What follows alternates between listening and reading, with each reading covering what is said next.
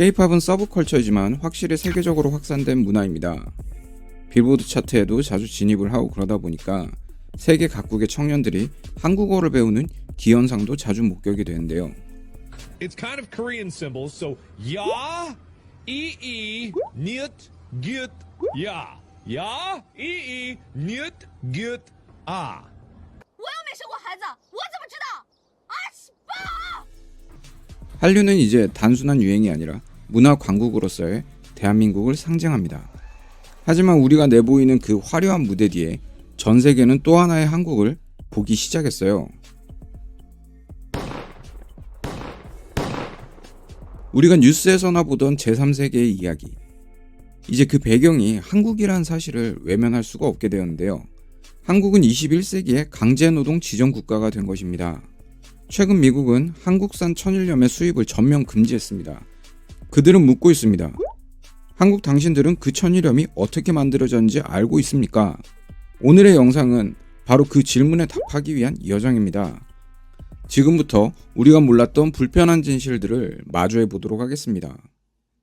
2025년 4월 미국 세관국경보호국은 한국산 천일염 수입을 전면 금지한다고 발표했습니다. 표적이 된 것은 전라남도 신안군의 태평염전에서 생산된 천일염. 이 조치는 미국 내 강제노동으로 생산된 제품에 대해 수입을 금지하는 법령 때문인데요. 노예노동, 아동노동, 강제노동이 개입된 상품은 미국에 들여올 수 없다라는 원칙을 담고 있습니다. 그래서 그 대상에는 중국, 인도, 베트남 등의 노동집약형 산업들이 많았는데 이번 한국의 사례는 선진국에서 발생한 최초의 강제노동 제재라는 점에서 충격을 주었어요. 이런 CBP의 결정은 단순한 외교 갈등이나 통상 문제가 아니었습니다. CBP는 정확하게 밝혔어요. 우리는 인권을 침해한 제품이 미국 소비자의 식탁에 오르는 것을 허용하지 않겠다. 무역 기준이 아니라 인권 기준으로 이루어진 조치였습니다. 태평염전은 한국 최대 민간 염전 중에 하나이며 이곳의 천일염은 프리미엄 수출용으로도 알려져 있었어요. 그런데 이 염전에서 지적 장애인들을 비롯하여 노동자들이 수년간 임금도 없이 일을 하고 폭행과 감금을 당했다는 사실이 미국 정부에 포착이 된 겁니다. 특히 2023년과 2024년 사이에 보도되었던 미국 언론 및 NGO들의 자료와 인권단체가 제시했던 피해자 인터뷰는 결정적인 영향을 미쳤습니다. 그래서 CBP는 독자적인 조사를 다시 한번 했었고 노동 착취가 구조적으로 이루어졌으며 한국 정부가 실효성 있는 대응을 하지 않았다라고 판단을 한 겁니다.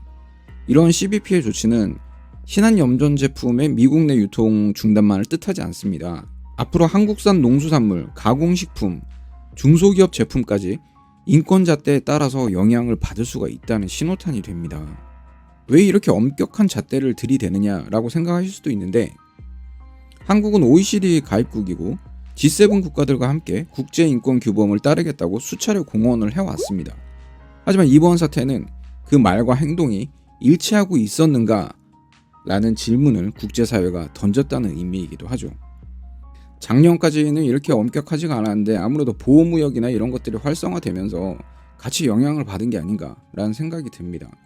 어찌됐든 이제 미국은 제품의 품질이나 원산지만을 따지진 않는다. 그 상품이 어떤 사람의 고통을 딛고서 만들어졌는가 이런 것들까지 함께 보는 것이고 신한염전에 대해서 이런 CBP의 질문은 앞으로 소비와 무역의 핵심이 어떤 식으로 돌아갈 것인지를 보여주는 일종의 사례 같은 역할도 하고 있습니다. 근데 한국 사회는 이에 대해서 제대로 답을 할 준비가 되어 있을까요? 이런 것들은 단순히 염전의 문제가 아니라 대한민국의 인권 수준, 법치주의 그리고 윤리적 감수성에 대한 국제적인 평가도 따라온다는 것을 예상할 수가 있습니다. 강제노동으로 만든 이제 신한 천일염보다 더 유명한 수출품이 하나 더 있는데요. 그것은 바로 한국을 대표하는 문화 수출품, 바로 K-팝입니다. 이 K-팝은 유튜브와 SNS를 통해서 국경을 넘었고 방탄소년단, 블랙핑크, 뉴진스 등등 수많은 아이돌 그룹이 전 세계의 사랑을 받았었습니다. 하지만 이 화려한 무대 뒤에는 오랫동안 가려져 있던 어두운 현실이 존재하는데요. K-팝 산업은 오랫동안 미성년 연습생과 신인 아이돌의 과로 문제를 안고 있었습니다. 아직 성장기에 있는 청소년들이 하루 10시간이 넘는 연습을 지속을 하고 학교도 제대로 다니지 않고 성공이라는 이름의 좁은 문을 향해서 달려갑니다. 칼로리가 제한된 식사를 하는 경우도 있으며 소속사의 트레이너나 매니저가 몸무게를 강제로 관리를 하기도 합니다.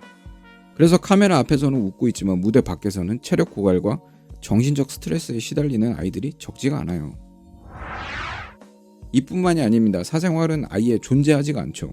연애 금지 조항 같은 것도 있고요. 소셜미디어의 활동 통제, 일거수일투족의 보고 의무 이런 것들은 한 사람의 인간으로서의 존엄성을 굉장히 무너뜨릴 수 있는 그런 수준입니다. 근데 이게 분명히 인권적으로 문제가 있는데 이런 모든 것들을 가능케 하는 것이 바로 연습생 계약, 그러니까 장기 전속 계약 구조라는 거죠.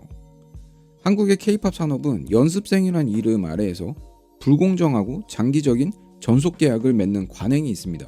보통 7년 이상의 기간을 기본으로 하고 연습생 시절에 들어간 모든 비용, 그러니까 뭐 트레이닝 비용, 숙소 비용, 식비, 성형비, 스타일링비, 뮤직비디오 제작비까지 모두 아티스트에게 이제 마이너스 통장처럼 청구를 하고 있죠. 그리고 데뷔 이후에 발생하는 수익에서 소속사가 먼저 그 비용을 회수하게 됩니다.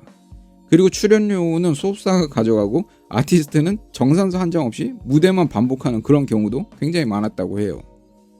이런 계약은 영미권에서는 불법에 해당합니다.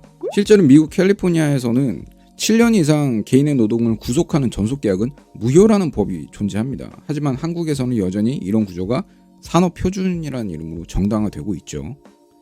K-POP은 분명히 전 세계가 주목하는 그런 문화 컨텐츠입니다. 이게 좀 약간 주류는 아니지만 그래도 뭐 좋아하시는 분들이 많죠.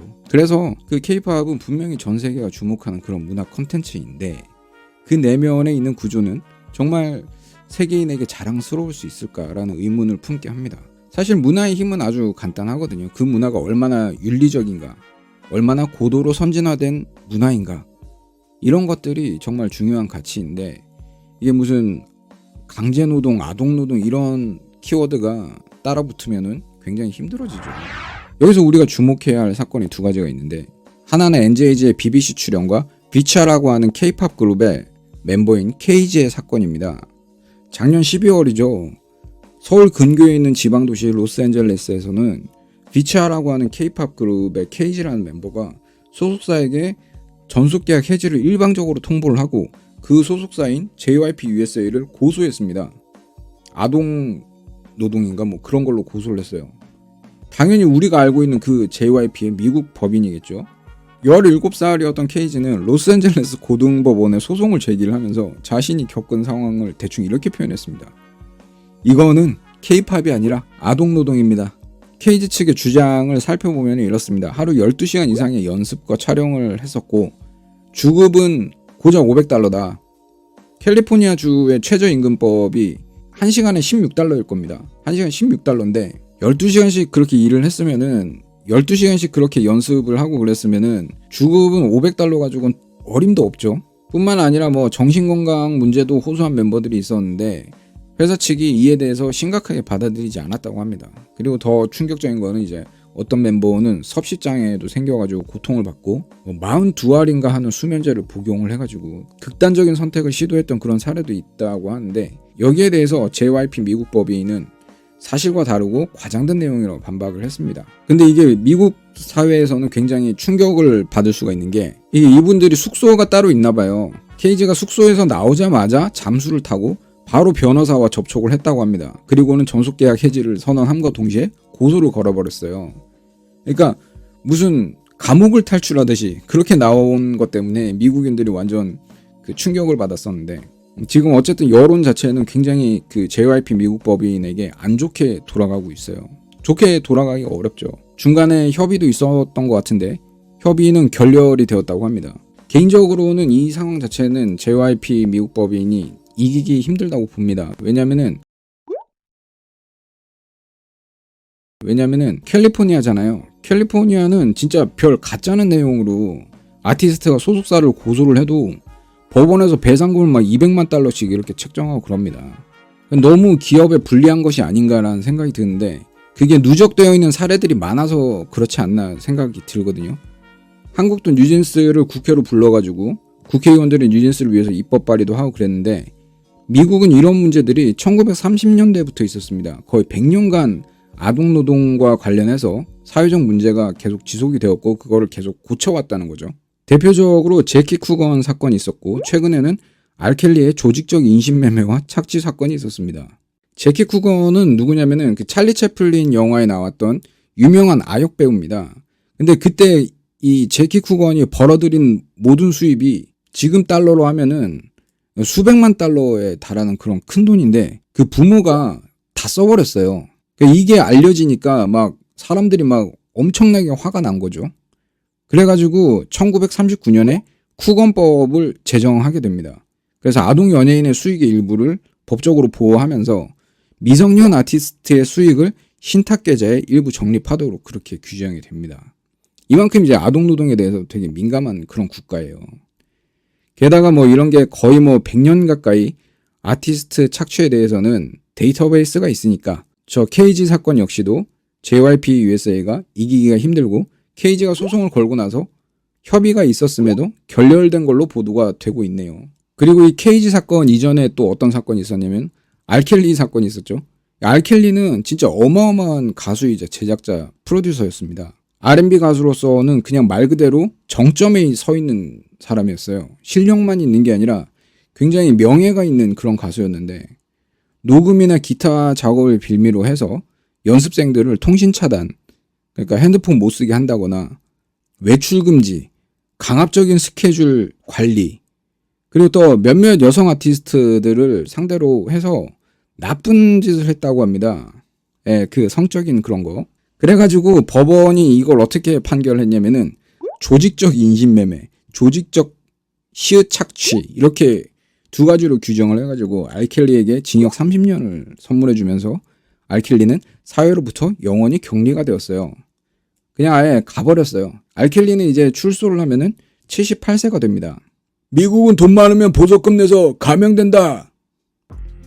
이런 그 벌레 같은 생각을 하시는 분들이 계신데 미국은 성적인 내용이 들어가는 범죄는 중범죄라서 별거 없어도 보석이 어렵고요. 알켈리는 2019년에 성적인 폭력 혐의로 기소되었을 때 100만 달러 보석금이 책정이 되어가지고 보석금을 내고 가석방을 했어요. 근데 연방 차원에서 이제 앞서서 말했던 그 조직적인 착취 및 강제 노동과 시읒 착취 이런 것들로 다시 알켈리를 고소를 했어요. 그래서 법원이 아예 보석 자체를 허용하지 않게 되었습니다. 그러니까 징역을 30년 다 살아야 되는 거죠. 이런 사례가 100년 동안 축적이 되다 보니까 미국이 신은 염전 같은 강제 노동에 매우 엄격한 거고 BBC에서도 NJG를 취재를 한 거예요. K-팝에서 일어난 일들에 대해서 그냥 알아보려고 한다면은 뭐 문체부 장관이나 거의 문체부 직원 불러다가 인터뷰하면 되죠. 그럼 굳이 뭐 저렇게 불러가지고 하겠습니까? K-팝을 조질라고 저런 걸 하는 거잖아요. 미국은 예전에 비해서 폼이 좀 많이 떨어졌는데 그래도 자유나 인권에 있어서는 확실히 모범적인 그런 나라입니다. 이게 종교적인 측면이 있는데 물론 미국은 종교의 자유가 허락되어 있는 나라예요. 근데 기독교 국가거든요. 예수 그리스도의 약속과 희생을 기억할 것을 약속하면서 이제 건국이 된 그런 나라란 말입니다. 그래서 자유와 인권에 민감한 거죠. 전통적인 미국인들이 이렇게 생각을 합니다. 자유라는 것은 예수 그리스도가 모든 인류에게 부여해 준 것이다. 근데 한국은 좀 다르죠. 이상한 사람들이 되게 많습니다. 저도 이제 전통적인 미국인들과 같은 생각입니다. 인권과 자유에 대해 재판할 권한이 법원에 있다고 정부가 주장할 뿐인 거지 자유는 애초에 신과 인류의 약속이에요. 그 약속의 증거로 대속해 주셨다고 믿는 사람들에 의해서 국가가 건국되고 그 약속을 지키고 있는 거죠. 신한 염전처럼 이렇게 위기에 놓여 있는 K-팝 여러분들은 어떻게 보십니까? 앞으로 보호무역주의가 활성화된 국제사회에서 K-팝이 무사하게 순항을 할 거라고 생각하시나요? 댓글로 알려주시면 좋겠습니다.